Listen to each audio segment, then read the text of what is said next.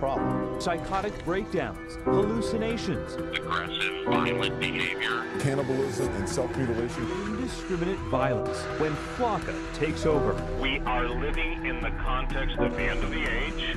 We are a nation under judgment. Welcome to stage one of the zombie apocalypse. It's been long theorized that controlled substances can bring people closer to the spirit world. Sometimes, however, what comes out of that experience isn't what you'd expect. And right now, our society is being plagued, dominated by an epidemic of controlled substances. In the 1970s, people were talking about peace and love, but nowadays people are coming back from bad trips and total psychosis. The number of overdoses are up, as are the cases of total zombification, i.e. demonic possession. The dark side opens people up to such possessions through lack of faith in environmental conditions. And while this isn't so much an issue with people of faith or orthodox practitioners, if your foundation is public education, if your dogma is militant atheism, substances like bath salts or Flakka can be the ingredient that pushes you over the edge, an edge that you will never come back from. Weaponized substances such as bath salts and spice are being mixed into just about everything these days. E-cigarettes, chocolates, party drugs, with the intended purpose of fucking you up permanently. These are not the days to be experimenting with new things. These are not the days to be a party kid. Nefarious agendas are at play, and just about everything out there these days is being spiked with chemicals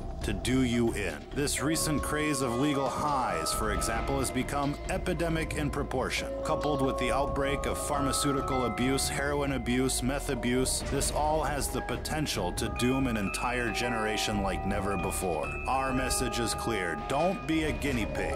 Whatever is out there circulating on the streets these days is experimental in nature. Cities are receiving experimental batches so that the effects can be recorded and analyzed. Now, we'd like to think that most of you out there have the common sense to avoid these types of substances. But if not, let this be a fair warning to you. If what you're into is not 100% natural, if your surroundings and mental state is not 100% positive, whatever you're thinking about is not worth the experimentation. Even alcohol has the potential of channeling in evil spirits. If you go to a liquor store in British English societies, hard liquor is called spirits, and it's called spirits for a very good reason. Again, these are gateway substances, and when they're added to the atheist psyche, anything is possible. If you've ever seen somebody turn bright red while drinking, you're basically watching demonic forces take over. Most times, the affected individuals are unaware, and while most of us dismiss their drunken behavior as simply being drunken behavior, there is something else going on. The dark side is constantly trying to induce what's called mutation by design. It's the main reason why everything you buy is laced with chemical or unnatural substances.